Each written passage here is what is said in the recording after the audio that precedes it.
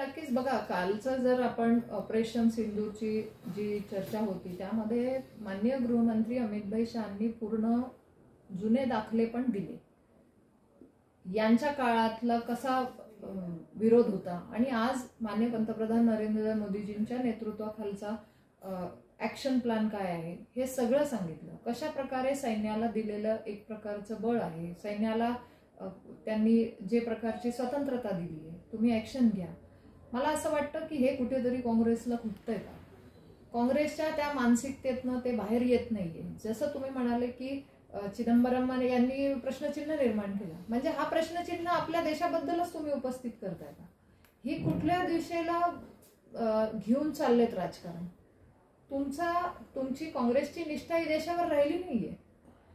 तुम्ही कुठल्या तरी दुसऱ्या देशाप्रती तुम्ही त्यांच्या बाजूने बोलायला लागले का? आणि पाकिस्तान सारखा देश वारंवार आपल्यावर अशा प्रकारचे 26/11 सारखा आत्मघातकी त्यांचा तो जो त्यांच्या काळातला हल्ला असेल, म्हणजे तुम्ही एवढं होऊन पण प्रश्न उपस्थित करता. मला असं वाटतं की काँग्रेसची नीतिमत्ता ही देशविरोधी होत चाललेली आहे. यांना फक्त संसदेत गोंधळ घालायचा असतो. शेतकऱ्यांचे प्रश्न येतात तेव्हा हे गोंधळ घालतात. पंतप्रधान देशाचे जेव्हा सांगत असतात तेव्हा हे गोंधळ घालतात.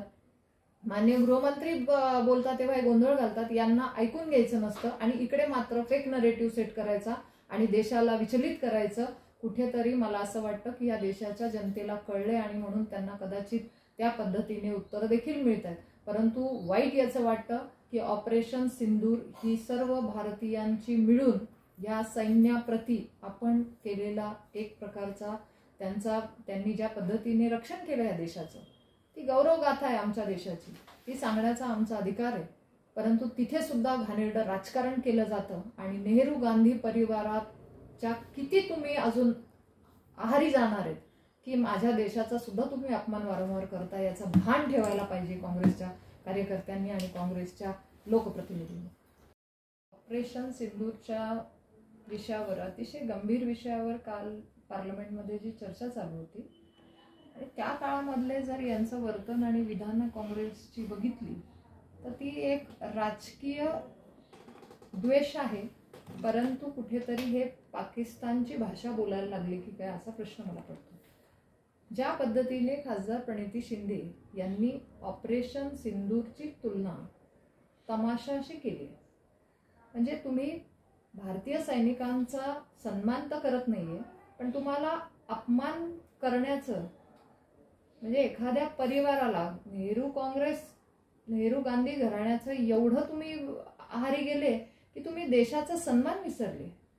मला असं वाटलं की हा आमचा सगळ्या भारतीयांचा अपमान आहे, आमचा शौर्याचा, या भारताच्या गौरवाचा अपमान करण्याचा तुम्हाला कोणी अधिकार पाठवला नाही आणि तुम्हाला अधिकार नाही. त्या संसदेत जाऊन अपमान करण्याचा तुम्हाला तिथे बोलण्याचं धारिष्ट येतं. मला असं वाटतं की त्यांचे वडील माजी केंद्रीय गृहमंत्री सुशीलकुमार शिंदे यांनी सुद्धा हिंदूंचा अपमान केला होता, भगवा दहशतवाद म्हणून उल्लेख केला होता.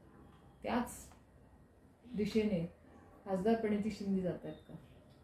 हिंदूचा अपमान, शौर्याचा अपमान, सेनेचा अपमान, कुठेतरी काँग्रेस चलबिचल झाली. तुम्ही बघितलं असेल काल पूर्ण वेळ ऑपरेशन सिंदूरपेक्षा यांना प्रश्न पडत होते की किती विमानं गेले, किती खरंच मारले, आणि कुठेतरी ह्याच काँग्रेसांची भाषणं पाकिस्तानमध्ये व्हायरल होत आहेत.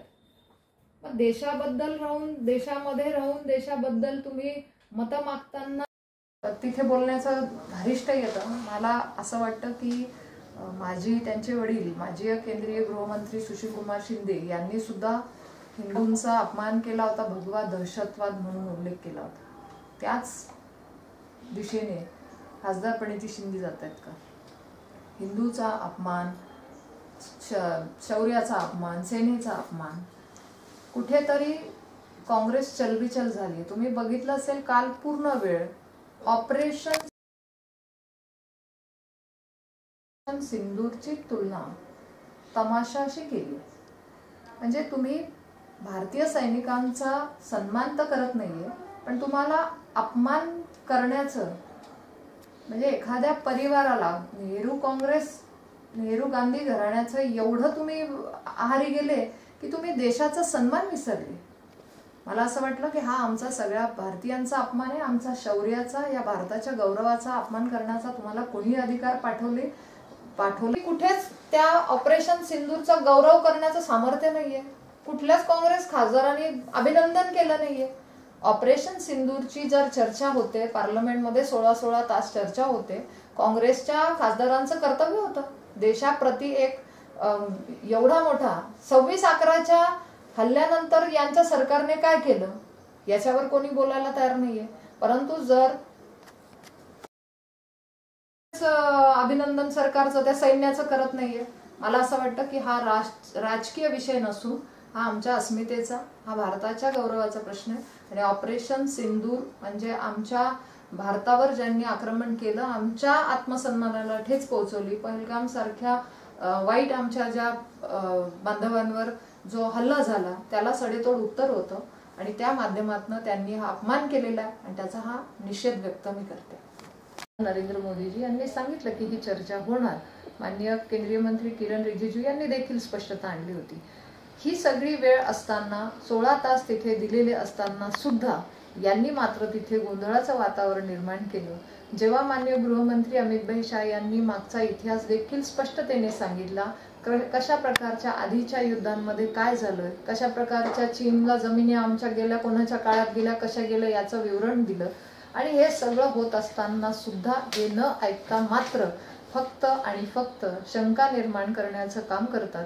मला असं वाटतं की याच्यावर भारतीय जनता पार्टीने तर प्रत्येक भारतीय नागरिकांनी आता उत्तर देऊन त्यांना दाखवून दिलंय की बाबा आता हा खोटा प्रचार करून चालणार. ऑपरेशन सिंदूरची जी चर्चा होती त्यामध्ये माननीय गृहमंत्री अमित शहांनी पूर्ण जुने दाखले पण दिले. यांच्या काळातला कसा विरोध होता आणि आज माननीय पंतप्रधान नरेंद्र मोदीजींच्या नेतृत्वाखालचा ऍक्शन प्लॅन काय आहे हे सगळं सांगितलं. कशा प्रकारे सैन्याला दिलेलं एक प्रकारचं बळ आहे, सैन्याला त्यांनी जे प्रकारची स्वतंत्रता दिली आहे, तुम्ही ऍक्शन घ्या. मला असं वाटतं की हे कुठेतरी काँग्रेस